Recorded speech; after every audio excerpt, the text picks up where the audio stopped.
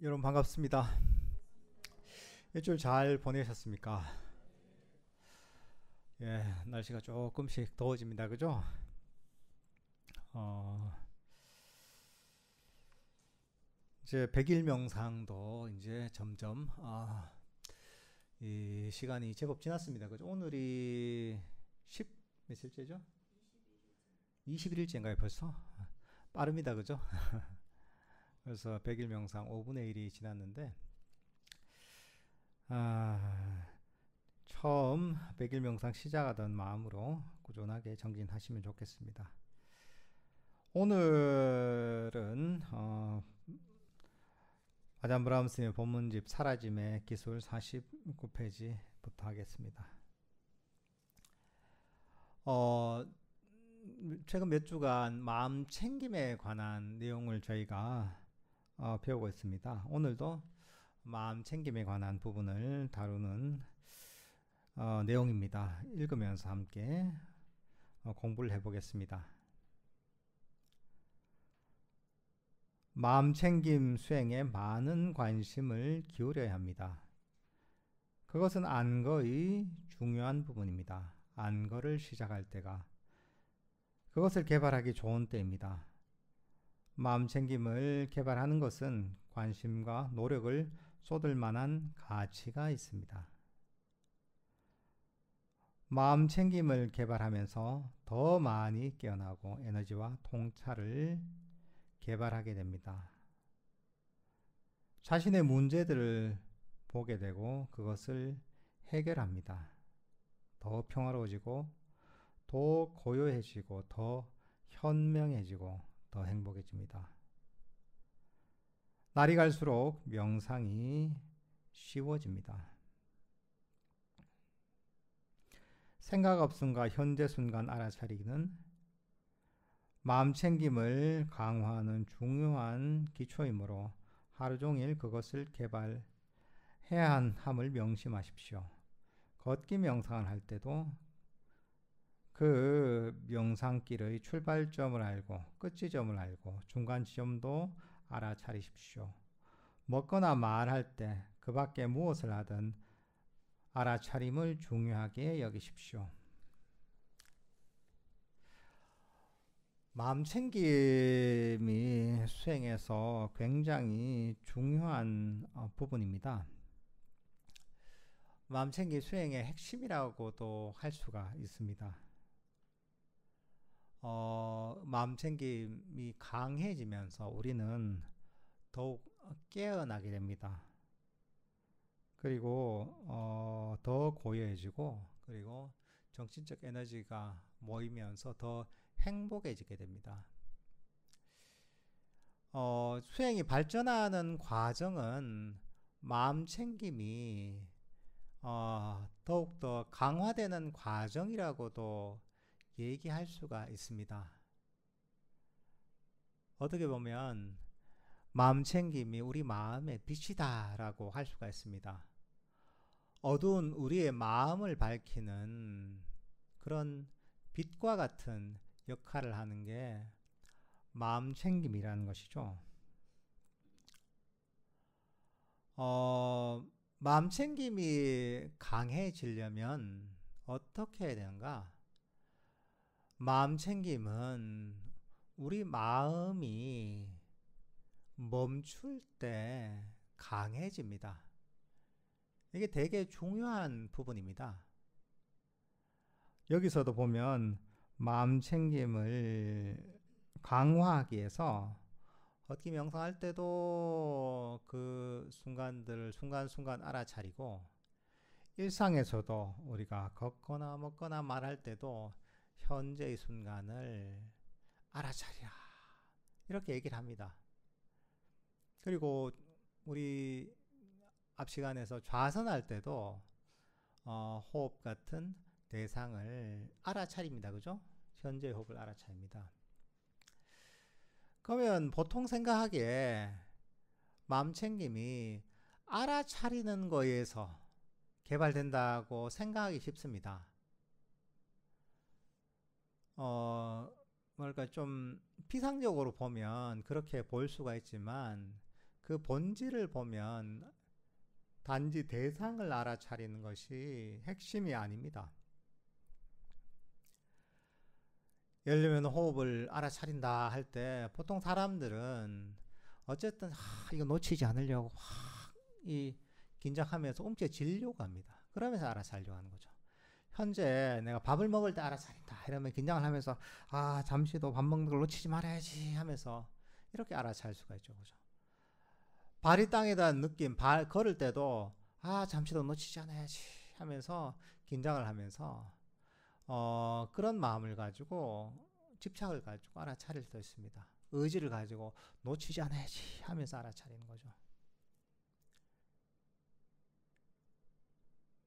근데 사실은 만약에 알아차리는 게 목적이라면 뭐 그런 방향으로 이해할 수도 있겠지만, 사실은 우리가 현재 이 순간의 대상을 알아차리는 것은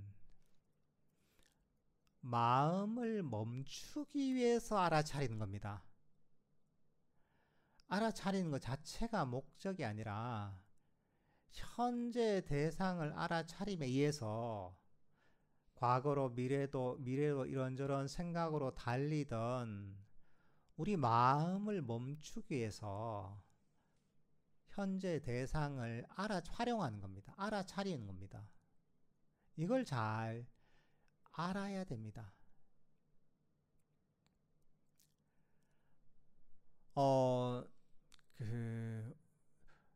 자주 하는 비유가 있잖아요. 그죠? 우리 마음을 고요하게 멈추려면 어떻게 해야 되는가? 이 컵 속에 물을 아주 고요하게 멈추는 것, 이게 마음을 멈추는 것이라면, 라고 비유한다면, 보통 사람들이 의지를 가지고 욕심을 가지고 이렇게 현재의 대상을 알아차리려고 하는 거 있잖아요. 호흡을 알아차리든, 내가 현재 나의 행동을 알아차리든, 나의 발걸음을 알아차리든, 어떤 대상이든지 보통 알아차리라 하면 사람들은 어떻게 하냐면 이 컵을 이렇게 들고 있는 거죠. 컵을 들고서 이제 컵 속에 있는 물을 고요하게 멈추려는 것과 같이 수행을 하게 됩니다. 다 그렇게 합니다. 이게 의지를 가지고 보통 사람이 이래 하는 겁니다. 놓치지 말아야지 애써가지고 애를 쓰고 의지를 일으키고 이렇게 하는 거죠. 근데 이것도 막 출렁출렁 하던 이런 마음을 어느 정도까지는 멈출 수가 있습니다. 그죠? 고요하게 가만히 멈추는 거죠. 이렇게 다 하면. 그러더라도 여러분 대충 보면 멈춘 것 같지만 사실은 자세하게 가까이서 보면 컵이 조금씩 움직입니다. 그죠? 그리고 컵이 움직이기 때문에 컵 속에 있는 물도 조금씩 움직입니다. 그리고 이게 시간이 지나면 어떻게 됩니까? 처음에는 그나마 괜찮은데 계속 이걸 들고서 움켜쥐고 팔을 움직이지 않으려고 하잖아요. 그럼 어떻게 됩니까? 팔이 아프죠. 그죠? 팔이 아프고 시간이 더 지나면 팔이 너무나 아파서 고통스럽습니다. 이게. 그러니까 의지를 가지고 애써서 열심히 수행하다 보면 수행은 힘이 들고 괴롭습니다.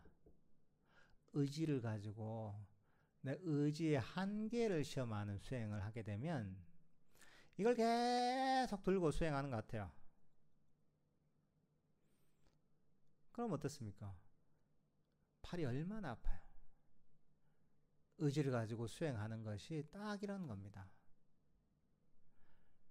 그렇지만 이렇게 아무리 강력한 의지를 일으키고 애를 써도 이걸 들고서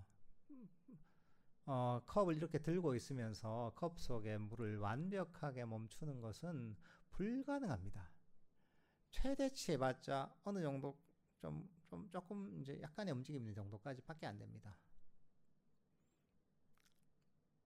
근데 우리가 불교 수행은 뭐냐 하면 놓아버림을 가르칩니다. 움켜쥐어진 게 일반적인 사람들의 노력이라면 이건 사람들 일반적인 중생들이 하는 노력이에요.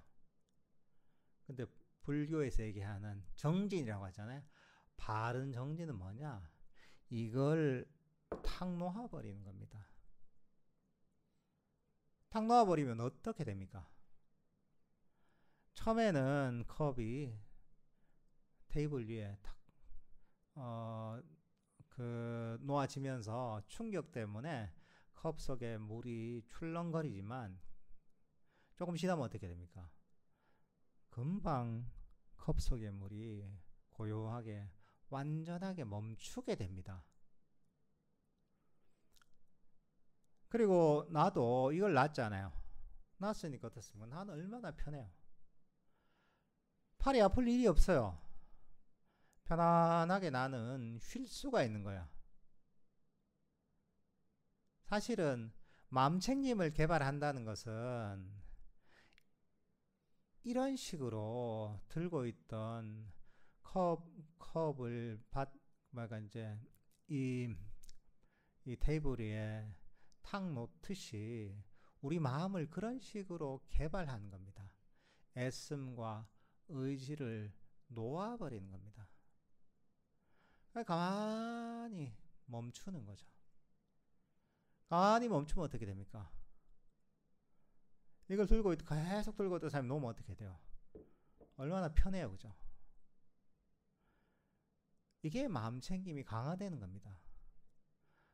우리가 짊어지고 있던 마음의 짐을 내려놓게 되잖아요.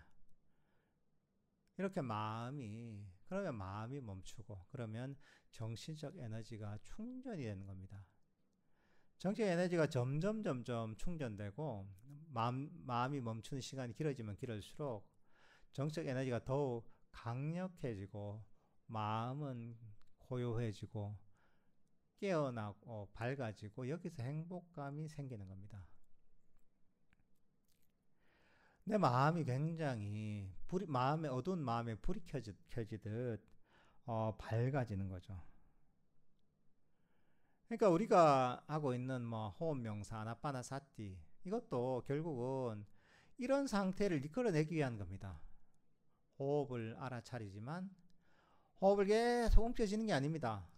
그게 아니라 놓아버리기 위해서, 그래서 마음을 멈추기 위해서 호흡을 활용하는 겁니다. 그러려면 어떻게 되냐? 우리가 마음을 멈추려면 어떻게 되냐? 마음을 멈추려면 긴장을 내려놔야 됩니다. 욕심을 내려놔야 됩니다. 걷기 명상할 때도 똑같습니다. 같은 원리가 적용됩니다. 우리가 평소에 일상생활 하면서 현재 순간 알아차릴 때도 같은 어떤 태도가 필요합니다. 그렇다고 해서 우리가 명상의 주제가 없이 마음을 멈출 수는 없습니다. 만약에 우리가 그냥 그럼 이것도 호흡도 수단이고 다른 것도 수단인데 마음을 멈추기 위한 그냥 아무것도 안 하고 있지 않으면 되지 않느냐 하지만 그게 안 됩니다.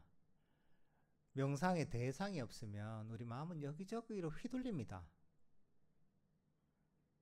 그러니까 여기저기로 휘둘려서 달리던 마음을 멈추기 위해서는 바로 이런 명상 주제가 필요한 겁니다. 하지만 명상 주제를 알아차릴 때는 움켜쥐는 마음을 버려야 되는 거죠. 긴장을 풀어야지 마음이 멈춥니다. 욕심을 버리는 거죠. 편안한 마음을 가지는 겁니다. 예를 들면 그런 것과 같습니다.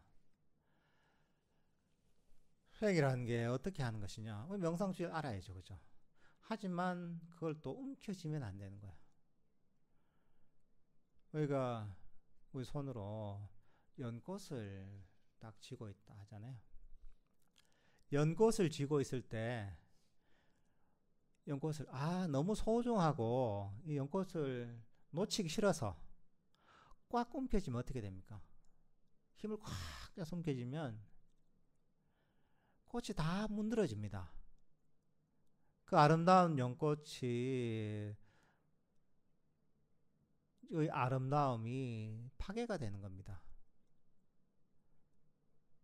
그렇다고 연골 뒤고 있다. 이걸 툭 놓쳐버리잖아요. 그럼 어떻게 되겠습니까? 바닥에 떨어져서 먼지 더미가 돼버리는 거죠. 그럼 우리 어떻게 해야 되느냐? 그 꽃을 어떻게 줘야 되겠어? 슬쩍 올려놔 있는 거야. 놓치지도 않지만 그렇다고 힘을 줘서 움켜쥐지 않는 거죠. 우리 수행이 딱 그런 겁니다. 이게 중도적인 수행인 겁니다.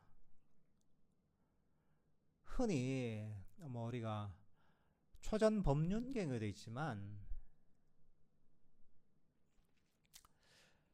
부처님께서는 해로운 고행도 버리고 감각적 욕망도 버린 중도의 길을 찾아서 수행했다. 이렇게 나와 있습니다. 그죠? 고행하면 진짜 힘든 수행을 하고 가시밭에서 수행을 하고 호흡을 찾고 이렇게 막 나를 엄청 괴롭히는 것만 고행이 아닙니다. 한편으로 보면 이 고행이라는 것은 이게 아까 꽃을 쥐고 있어 움켜쥐는 거죠. 움켜쥐어서 그 아름다운 연꽃을 다 문드러지게 만드는 것. 의지와 욕심을 가지고 집착을 가지고 수행하는 게 어떻게 보면 그런 겁니다. 한편으로는 이걸 수행하는 데 관심이 없는 거죠. 관심이 없고 다른 욕망의 대상에 빠져 있다. 이게 바로 다른 극단인 욕망에 빠져서 수행하는 겁니다. 슬쩍 잡고 있는 겁니다. 잡고 있는 듯이 이렇게 수행을 해야 되는 겁니다. 이렇게 하는 것이 마음을 고요하게 멈추는 수행을 하는 겁니다. 그래서 우리가 수행을 할 때도 항상 자기 자신을 잘 관찰해야 됩니다. 네, 수행할 때 긴장을 풀고서 편안한 마음으로 욕심을 버리고 하고 있나 이걸 잘 봐야 됩니다. 바로 욕심과 집착이 그게 바로 우리 마음을 끊임없이 달리게 됩니다. 예를 들면 그런 거죠. 우리가 호흡 명상할 때도 놓치지 말아야지 하잖아요. 그러면 끊임없이 마음이 움직입니다. 알아차려야지 하면 끊임없이 마음을 움직이게 만들어요. 근데 마음이 움직이지 않으려면 가만히 긴장을 풀고 내려놔야 돼요.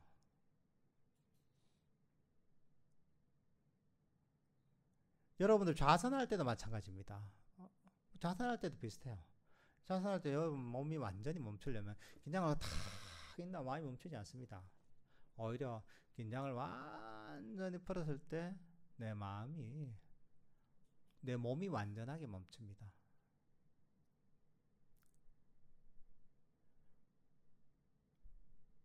그러니까 이런 어떤 원리를 알고서 수행합니다.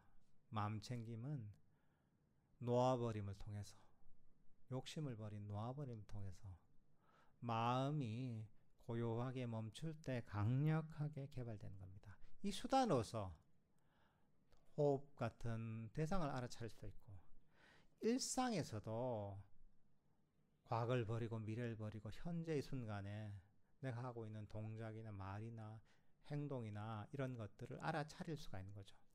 그러다 보면 여기저기로 달리던 마음이 점점 멈추게 되고 마음 챙김이 강력하게 되는 겁니다.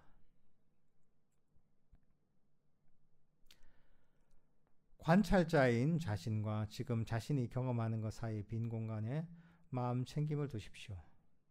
다시 말해 자신이 지금 지켜보고 있는 것이 무엇이든 자신의 명상 주제가 무엇이든 자신과 그것들 사이의 빈 공간에 마음 챙김을 두십시오. 왜냐하면 거기가 마음 챙김이 일어나는 공간이기 때문입니다. 좀 더 거친 번뇌가 사라지면 마음 챙김이 더 증가하고 더 미세한 번뇌를 볼 수 있습니다. 더 많은 미세 번뇌가 사라질수록 마음 챙김은 증가하고 더 강력해질 것입니다. 그때 가장 미세한 번뇌들을 제거할 수 있습니다. 이것들조차 극복할 때 여러분은 번뇌에 세방되며 그 길은 분명해집니다. 호흡이 아주 평화롭고 고요하며 편안하게 됨을 볼 수 있습니다. 그러면 여러분의 명상은 그냥 황홀합니다. 이제는 오랜 시간 동안 앉아 있을 수 있습니다. 자신이 명상에서 얼마나 깊이 들어갈 수 있는지를 여러분은 놀라게 될 것입니다. 깊은 명상 상태가 얼마나 평화롭고 아름다운지에 경탄하게 될 것입니다.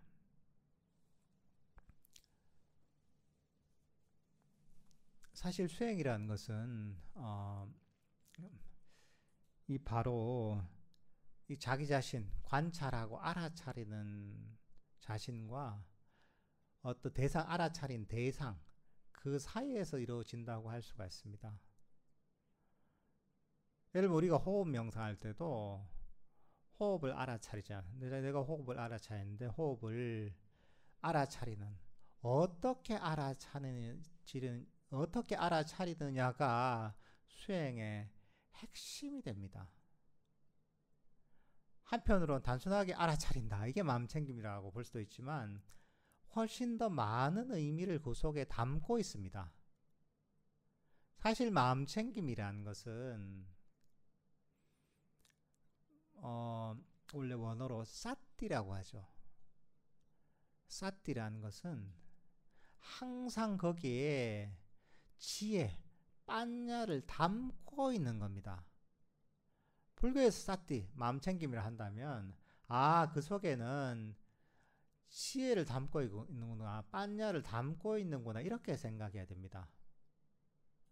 근데 경전에서 자주 나오는 용어로는 사띠 삼빠잔냐라고 하거든요. 흔히 정념 정지로 번역이 되는데 그러니까 정념이라는 것은 마음챙김이고 정지 삼빠잔냐라는 지혜의 측면입니다. 이건 뭐냐 하면 우리가 어떤 명상의 주제를 호흡을 알아차린다 할 때도 지혜가 들어있다는 건 어떤 것이냐, 법에 대한 이해가 그 속에 들어있다는 거죠. 호흡을 알아차려도 이걸 어떻게 알아차리냐에 대해서 안다는 거죠. 예를 들면 그런 거죠. 우리가 팔정도에서 두 번째 나오는 게 정사유가 있습니다. 삼마 쌍카파라고 합니다. 정사유가 뭐냐? 어떻게 보면 이거는 바른 생각이 아니라 바른 마음가짐, 바른 마음의 태도라고 할 수가 있습니다. 이게 뭐냐? 뭐죠? 많이 들었죠? 놓아버리고 부드럽고 친절한 태도를 가지는 거예요. 이게 그 내용입니다. 경전에 그대로 나와 있습니다. 뭐냐면 수행할 때 우리가 호흡을 알아차린다고 할 때 그런 태도를 가져야 된다는 거죠. 만약에 호흡이라는 대상을 알아차릴 때 욕심을 버린 놓아버림이 아니라 욕심을 가지고 알아차린다. 이러면 바른 사유, 바른 마음가짐이 안 되는 거죠. 만약에 호흡을 알아차리는데 거친 마음으로 아니면 되게 공격적으로 저거 내가 알아차리 저놈을 이러면서 알아차린다 이러면 그것도 제대로 수행하는 게 아니죠. 근데 마음챙김이 확립된다는 것은 그걸 알고 장착이 돼 있는 거예요, 이게. 그리고 만약에 이때 호흡을 알아차릴 때 장애가 일어날 수 있잖아요. 때로는 우리 5가지 장애가 있죠. 감각적 욕망, 악의와 나태, 원심, 들뜸과 후회, 의심이라는, 그러니까 5가지 수행에 장애가 있습니다. 이것 때문에 수행이 안 되는 거죠. 이건 이게 번뇌를 세분화시킨 거라고 할 수가 있습니다. 근데 이게 일어나잖아. 때로는 욕심이 일어난다. 감각적 욕망이란 거 알잖아. 그리고 이걸 알고서 이걸 자연스럽게 버릴 수 있어야 되는 거야. 그게 사띠가 확립되어 있는 거야. 그냥 알아차린 게 아니라. 만약에 내가 알아차리는데 불만족과 악의가 가득 차 있다. 수행할 때 그럴 때 있잖아요. 내 뜻대로 호흡 명상할 때도 내 뜻대로 수행이 안 될 때가 있잖아요. 그러면 왜 안 될까 이러면서 약간 부정적인 마음을 가지고 불만족을 가지고 알아차릴 수도 있단 말이죠. 호흡이 내 뜻대로 안 되고 호흡이 더 부드러워지지 않고 행복하지 않을 때, 이럴 때 왜 내 마음대로 안 될까? 이게 잘 돼야 되는데 지금 이 상태 말고 딴 걸 원하는데 이런 불만족을 가지잖아요. 그럴 때 마음 챙김이 확립돼 있다면 이걸 아는 거야. 아, 이건 장애구나. 알고서 이 불만족을 버리는 거죠. 만족감으로 대체한다거나. 나태와 원침이 일어날 때도 마찬가지. 이걸 알고서 여기에 대체하는 거죠. 마음이 들떠서 여기저기로 다닐 때도 마음 챙김이 확립되어 있다면 그냥 알아차리는 게 아니라 이 마음이 여기저기로 떠다니는 이 마음을 알아차리고서 이 들뜸의 번뇌를 버리는 작동을 하는 거죠. 이게 마음 챙김이 확립되어 있는 겁니다. 이게 마음 챙김이라는 게 사실은 생각보다 많은 내용을 담고 있는 겁니다. 수행에. 예를 들면 마음 챙김이라는 게 이런 거와 비슷합니다.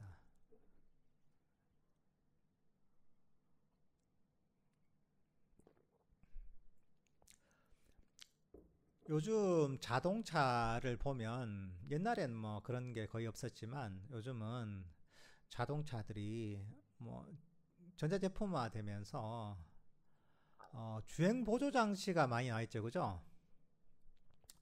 뭐 어댑티브 크루즈 컨트롤 이런 거 있죠. 뭐 어느 정도 뭐 60km면 60km 일정하게 다 간다거나 때는 그거보다 더 발전한 게 어드밴스드 크루즈 컨트롤 해서 그거는 앞 차 간 거리도 유지해주면서 그 속도를 유지하는 이런 것도 있고 또 요즘은 차선 유지 장치 이런 것도 있잖아요. 그죠?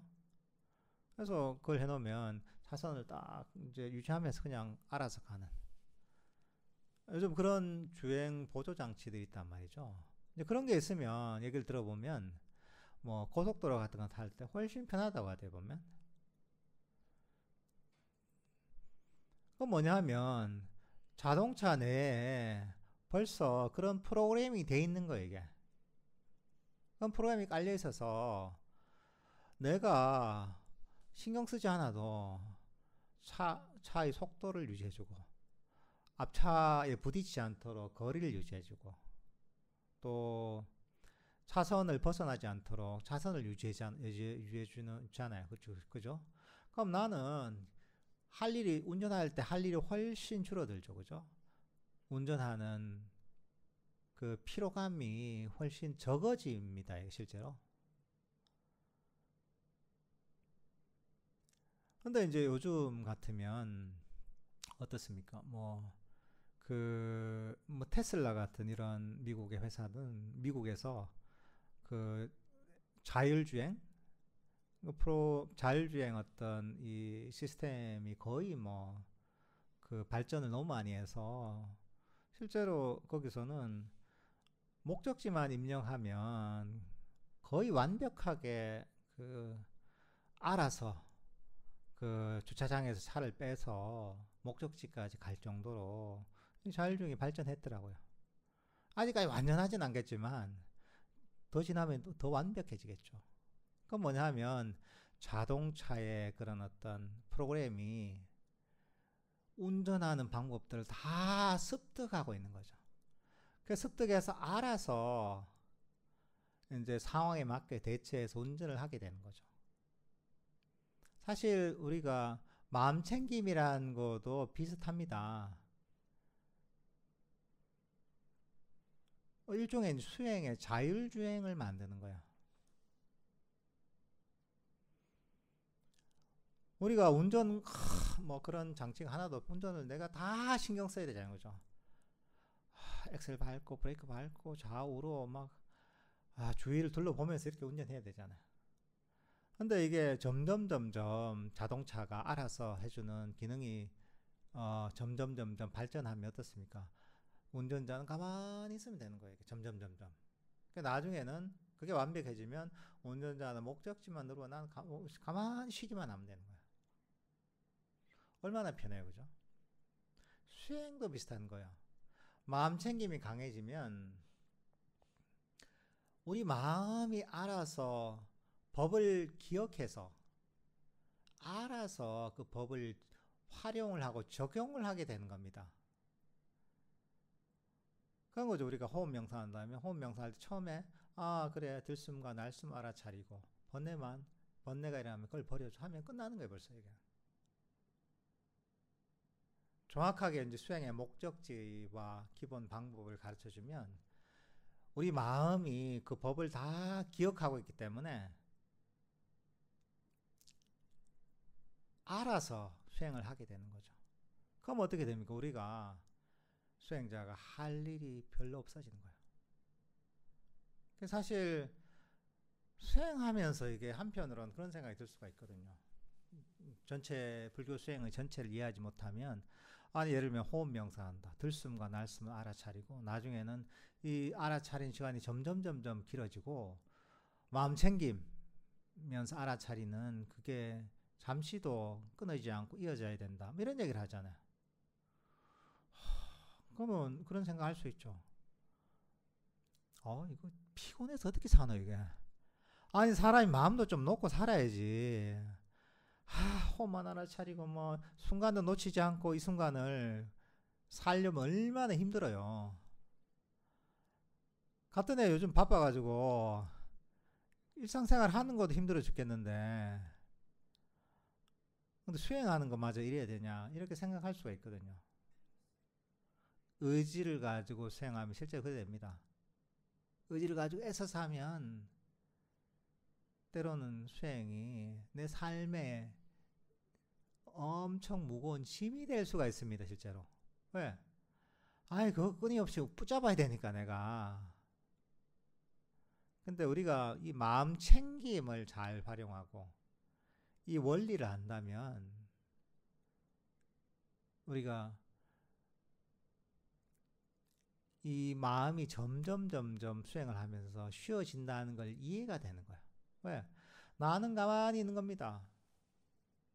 그리고 마음이 수행법을 다 기억해서 알아서 해주는 거예요. 나는 뭐냐? 가만히 멈춰 있는 거야.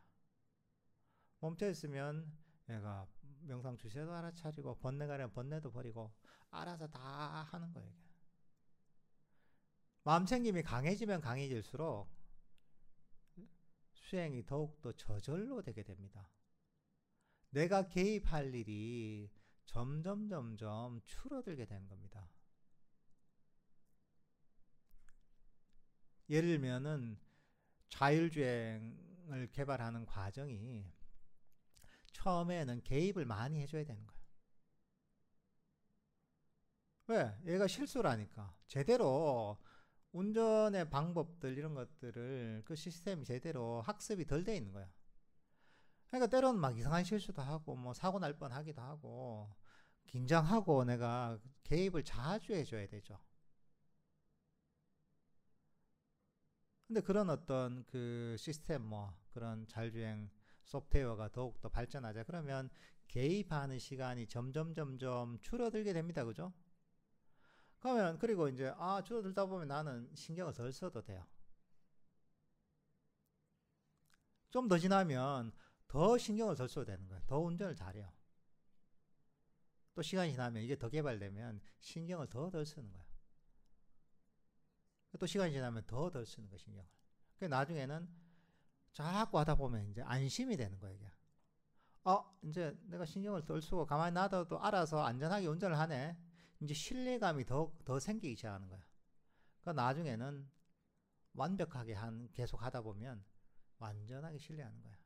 그때부터는 마음을 푹 놓을 수 있는 거야. 이게.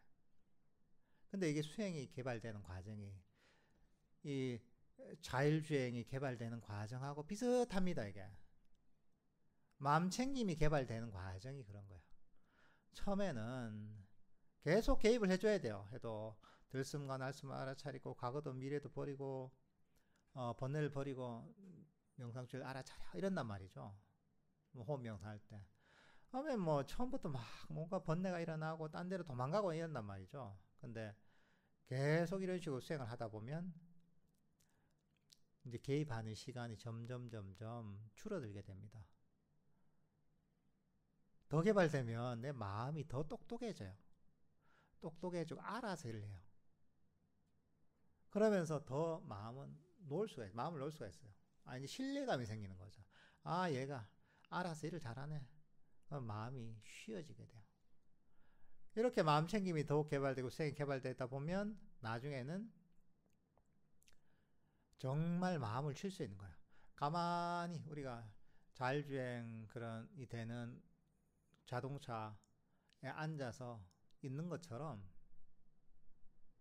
그렇게 안심하고서 우리는 가만히 마음을 쉴 수가 있는 거죠. 그러면 알아서 마음이 그 법을 본인이 이제 본인이 막 기억하고 있는 법을 알아서 적용을 하면서 수행을 하게 되는 거죠. 이게 마음 챙김이 강력해지고 확립돼 가는 과정입니다. 그래서 마음 챙김이 개발되면 우리는 더욱더 마음을 쉴 수가 있는 겁니다. 특히 수행이 어느 정도 개발되고 마음에 큰 번뇌가 어느 정도 사라진 상태가 되면 그때부터 관건은 정말 마음을 더 내려놓고 더 안심하고 더 쉬는 것이 수행의 관건임을 알게 됩니다. 더 마음을 쉬고 더 마음을 쉬는 이게 나중에는 수행의 핵심이 되는 거예요. 그래서 이 수행을 통해서 우리는 끊임없이 막 신경 쓰고 애쓰고 달리는 이 방향이 아니라 진정으로 휴식하는, 진정으로 마음을 쉴 수가 있게 됩니다. 이게 마음의 짐을 모두 내려놓게 되는 거죠. 처음에는 거친 것들이 내려놔집니다. 처음엔 거친 것밖에 안 보여요. 근데 수행 과정을 통해 거친 것들이 좀 내려놔지다 보면 그제서 그보다 미세한 번뇌들이 나와요. 그러면 그게 보이면 그것도 내려놓으면 되는 거예요. 우리가 지혜를 통해서. 그 다음 그걸 내려놓고 나면 또 그보다 더 미세한 게 나와요. 처음부터 모든 번뇌가 보이는 게 아닙니다. 사실 그런 번뇌를 우리가 저 미세한 번뇌가 뭐가 있나 이걸 찾아서 버려야지 그럴 필요가 없습니다. 여러분 번뇌는 찾으러 다닐 필요가 없습니다. 안 찾으러 다녀도 계속 옵니다. 그러니까 굳이 그 말로 찾으러 다녀요. 그러니까 편안하잖아요. 그게 굳이 안 찾으러 다녀야 되니까 가만히 있으면 지가 오는 거예요. 수행하다 보면. 그러면 온 번뇌를 버리면 되는 거야.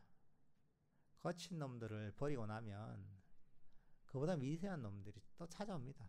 그럼 우리가 배운 법이 있잖아요. 개정의 사막의 법 8정도 사마타 비파사나의 방법 있잖아요. 그걸 가지고 또 버리는 거죠.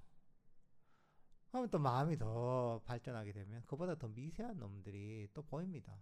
그럼 또 그걸 버리면 되는 거예요. 그러면서 점점 수행이 개발되고 우리 마음의 짐은 더욱 내려놔지고 우리 마음은 더욱 평화롭고 고요하고 행복하게 되는 겁니다. 이 과정이 한편으로는 뭐 저게 되겠나 또는 이렇게 하는 게 너무 힘들지 않겠나 생각할 수 있지만 사실 수행의 길은 괴로움이 소멸되는 길입니다. 마음의 짐이 점점 내려놔지는 과정입니다. 그러니까 하면 할수록 더 마음은 가벼워지고 고요해지고 괴로움은 사라지고 더 행복해지는 과정이란 거죠. 그러면 이게 얼마나 좋은 길이에요, 이게. 실제로 그런 길입니다. 부처님께서 가르치셨던 사성제의 가르침이 불교의 핵심입니다. 불교에서 시작부터 끝까지가 바로 그 사성제에 다 담겨 있습니다. 근데 거기서 첫 번째 나오는 게 뭡니까? 고성제입니다. 고성제.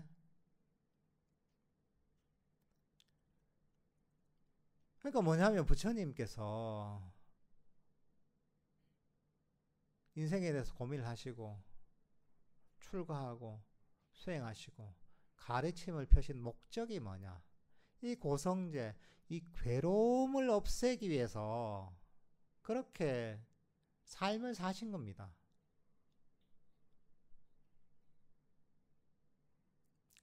그리고 이 우리가 하고 있는 수행의 길은 바로 괴로움을 없애는 실천적 방법론입니다. 괴로움이라는 병을 치유하는 치료법인 거예요, 이게. 의사들이 보면 어떤 전문의가 있다면 어떤 병이 있다면 그 병의 원인을 진단하잖아요. 진단하고 정확한 과학적, 의학적인 그런 방법을 통해 치료를 하잖아요. 정확한 치료법 있잖아요. 그냥 마음대로 치료하는 게 아니잖아요. 정확한 그 의학적인 또는 과학적인 원리에 따라 치료를 하잖아요. 그러니까 우리가 병이 나면 의사한테 가는 거죠. 마찬가지입니다.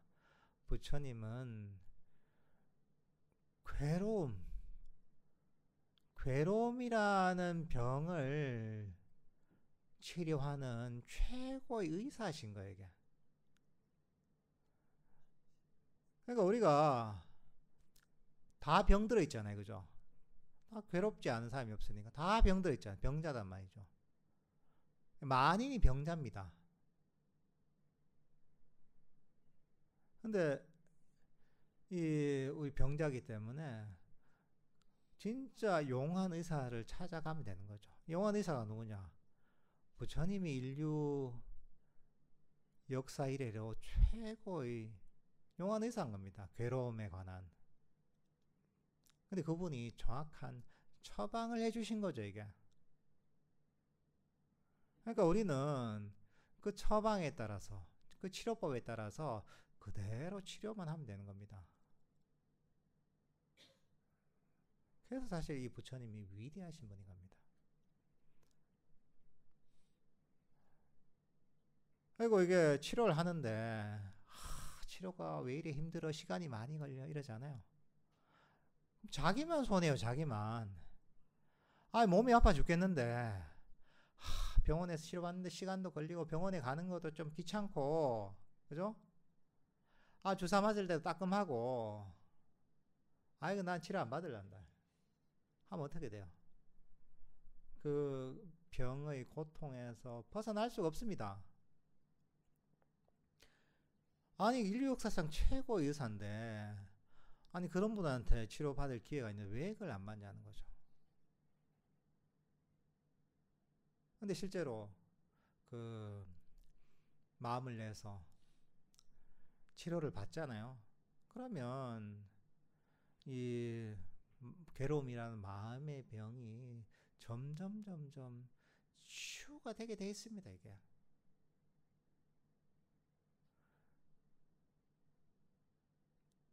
완벽한 치료법을 우리한테 제시해 주신 분입니다.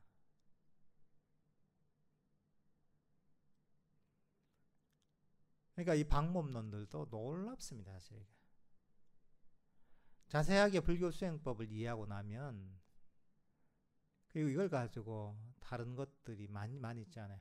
비교해보면 비교할 만한 게 없습니다. 이렇게 괴로움을 정확하게 진단하고, 그리고 이 괴로움을 치유하는 뿌리 뽑는 완벽한 그런 방법론을 제시해 주신 분은 인류 역사상 석가모니 부처님밖에 없습니다. 한번 비교를 해보세요. 이런 가르침을 주신 분은 준 사람은 아무도 없습니다. 부처님이.